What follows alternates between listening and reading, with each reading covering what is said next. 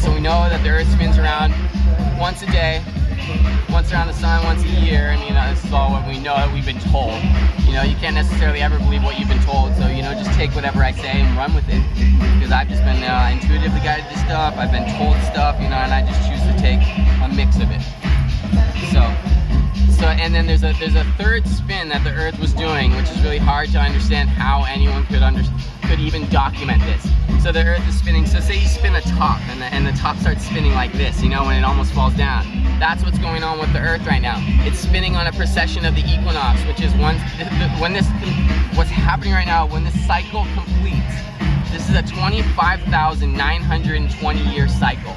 That's why people are like, how is this possible that anyone could have documented this? That's why there's so much hype about the Mayan calendar, because they were documenting a rotation that the Earth was taking on a 25,920 year cycle. And the reason it gets deeper is because they've broken it down into 12 constellations, okay? 12 constellations, which each constellation would still take 2,160 years to go through the completion of one of those 12 constellations. So right now, what we're completing is not just the 2,160 year cycle. We're completing the whole 25,920 year cycle. That's why all of you are going to start to feel magical. Shit is going to happen.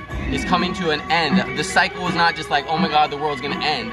It's actually when we all become so powerful that we can ascend to a higher level of consciousness that's manifesting whatever you want. I manifested thousands of crystals. This is just what I carry with me. My house is overwhelming. I found a 62-pound crystal with a direct ascension piece sitting on my main mantle. That's why I'm like thriving with energy, you know?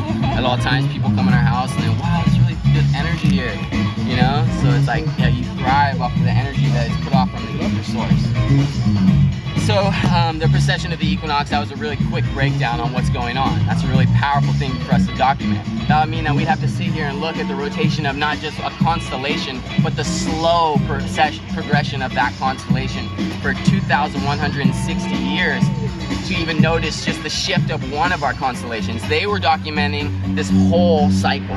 So that means we've been handed down knowledge from someone who can look at our galaxy through a microscope. That's what's going on. That's how precise this measurement is. So well, now that just puts us in a situation where we need to understand that there's more going on right now, okay? And that's when I'm gonna trip you guys out, because I told you came here to think outside the box. Because I'm holding crystals that actually have information from the last civilization that harness crystalline energy. And they would actually, yeah, there's code in these crystals. And you can see how they consciously projected their information into crystals. You can see why they did it, because crystals are so unique in a sense that they share their knowledge. If they planted a seed crystal inside of the Earth, it was going to grow and share its knowledge with the rest, the core of the Earth. The Earth is actually supposed to be like almost, I don't know what percent silicon or whatever, but that's like basically the Earth is one big crystal. So every crystal that they decided to plant in the Earth that was holding knowledge was going to share it with the rest of the crystals. So that's why crystals are so powerful right now. And just certain ones are going to allow you to see it. But I mean, these are the ones that I came here to talk about. And someone might have even picked one out of the bowl. I can't wait to see, okay? So this crystal is the easiest one for you to see. My mom waited 12 years to even give me this information, which I think was kind of rude, you know? I just turned 29 and she decided to give me this, but I think it was because she understood the spiritual path that I've chosen before she gave me something so powerful. And also kind of understood that I kept calling her telling her I thought these crystals were guiding me. She's like, oh, is it a record keeper crystal? I'm like, well, what is that? I didn't understand. And sure enough, when I find out, she shows me how to read crystals, and I get home and read my first crystal, and it was a record keeper crystal, been guiding me to everything that I've been doing. And certain crystals, like I can read the breakdown on this as well, if I can find it. It's so unique. It says that these crystals, the Markabite calcite, will actually make you completely surrender to your divine will of what your true purpose is. And so that's why I threw away my job, threw away this, and here I am having fun sharing the sacred knowledge with all of you, because that's my true purpose. That's my divine purpose on this earth. It's to share this sacred knowledge to allow people to actually ascend with me, because this is really powerful. So, are you all still with me? Yeah. Okay, so this is a really powerful crystal. I'm going to share it with you.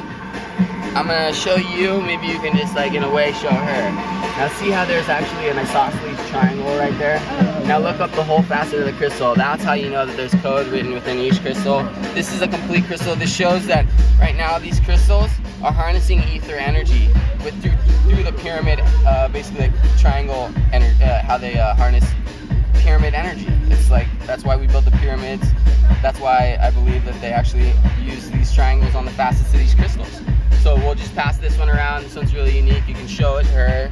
Hopefully all of you should know by the end how to recognize a record keeper crystal, because these have information, sacred knowledge. This one right here, you can pass it that way. So you'll see it, it's right there. And across the whole facet, you can polish it up too if you like.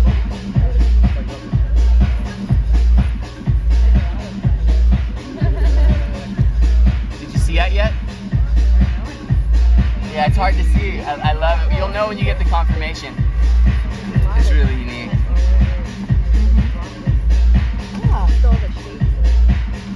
Here, I'll try and direct it a little better. So yeah, now we're not looking directly into the crystal.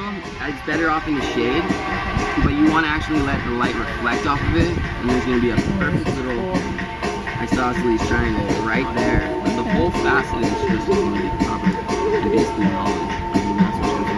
And you can actually, you can start, yeah, it's totally on the surface. Don't look into it through it, like some people are looking through it. But it's complete, and you can start to see the vibration. Like see the light, yeah. And then, and the reason I can even start to recognize record keepers without having to do that, the crystals are so wide, they attract other crystals to them in clusters like this. So you actually don't even almost have to look for the triangles anymore. You can start to see it and how the crystals react to other crystals. They draw other crystals in so they can share. It's so unique. Crystals are as alive as it gets. And I'm going to get into that in a second. Check this out. And how I also learned how crystals are alive and what else is going on with it. But just the surface, like let the sun kind of sheen off of it. So everyone should know crystals are very alive. And there should be a bunch of triangles. Did you guys get to see it? Oh, wow. Yeah? I think I did. I love it. It's just like there's so many. It's tough to see. It's kind of like the funnest thing You in see the world this when one you that's actually get a protruding visual off right there? Yeah. Mm-hmm. Awesome. Maybe I can even And then pull there's up also, a if you turn it a record little keeper bit, here so you guys can have like a... those big ones. See the big Did you ones? see that? No way. Yeah, now there's another one coming around. These are very powerful. These crystals vibrate your cerebral spinal fluid on a higher frequency, allowing you to access the holographic universe and be more in tune with your dreams. We're all supposed to have control of our astral plane right now. Every one of us is supposed to be getting guidance by our ascended masters through our dream state. And I've had things happen within one day where my dream holographically merged with reality in such a unique way that I'll share that story because it involves DMT. And it was gifted to me through this, and it was basically guided from my dream. So, and how unique is that to say that you're gifted basically the spirit serum when you just got guided through your dream state. And so that's unique. I'll show that in a sec.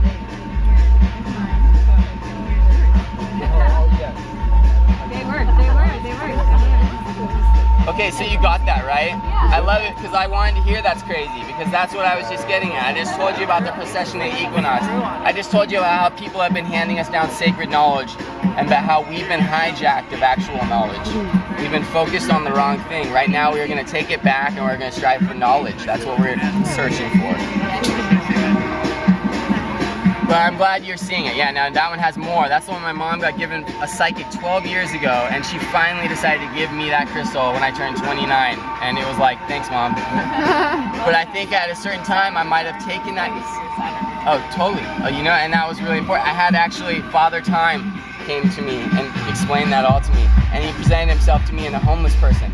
I was after Love Fest in San Francisco, and I sat down for 2.5 hours and talked to this guy, poured my heart out. Because guess what? Father Time will represent himself to you within our reality in such unique ways. He's going to see if you're going to take a homeless person and disregard him just because of the way he looks. But this guy's physical appearance was beat up. You know, he didn't have teeth. He was carrying his little dog with him. But I gave him so much love. I gave him an eighth of my homegrown. I gave him some money. Because what he did was he shared something very sacred with me.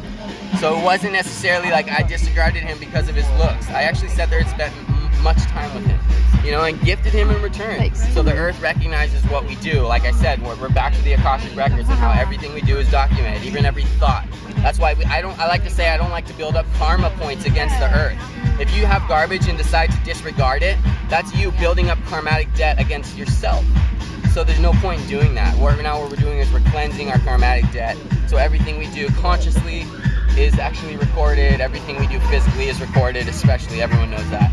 I mean, karma hits you right then in the face. So, you know, you can think it, don't necessarily do it. No, but don't even think it anymore. That's what I'm getting at. It's a new way of actually manifesting reality. Because humans, what we like to do when we're about to do something is we like to think out the outcome of what's about to happen. And instead of playing out, oh, the positive stuff, we say, oh shit, what if my tire pops and I got pulled over? What the hell are you doing thinking that? No, the second that you realize you're thinking a negative thought within your own mind, stop it. And sugarcoat your actual reality with rainbows and butterflies. You know, think, oh my God, I got there safe. We finished the festival. I packed up everything. Everyone was completely satisfied with my talk. You know, that's what I wanted. I didn't want to get a tire pop on the way here. I would have been completely fucked. That road is nuts. You know what I mean? So the whole way up, you know, it tries to creep into your mind. All of a sudden, I'm like, damn, what if that guy pulled me over going 80? Fuck no. You know, no, he didn't. Even if he did, I'd give him a crystal and kill him with karma or something. You know what I mean? He'd be like, oh damn, this dude's pretty trippy. Maybe we'll let him go. But I mean, that's possible, and that's what I'm saying. It is very possible to fuck with reality. So you taught us how to recognize if a crystal has knowledge. Oh yeah, Do you that's know very how to powerful. decipher the knowledge? That actually, if you would like me to talk about that as well, yeah. You have to right now find the divinity within yourself and start recognizing and building karmatic points with the earth. You know, you have to start doing work like this. You know, sharing this with other people. And then slowly but surely you'll be gifted that knowledge. And even by being a holder of crystals, look into some of the channeling by the Pleiadians. They'll tell you directly that if you even hold crystals, the earth's heart in your hand, you'll be so grounded that you'll be gifted the sacred knowledge that I'm talking about right now. So you'll be in tune and you'll be gifted this. And that's what it takes, you know. I am accessing the Akashic records. That's why I flow, you know, and that's why I like to talk and get out there. And a lot of people are like, well, the way that you verbally converse things is so perfect, you know. You know, I can understand it when you put it out there. Some people, it's so trippy. I don't understand the precession of the equinox. It's a tough thing for me to grasp, you know. But you just got to try and put it out there and let people understand.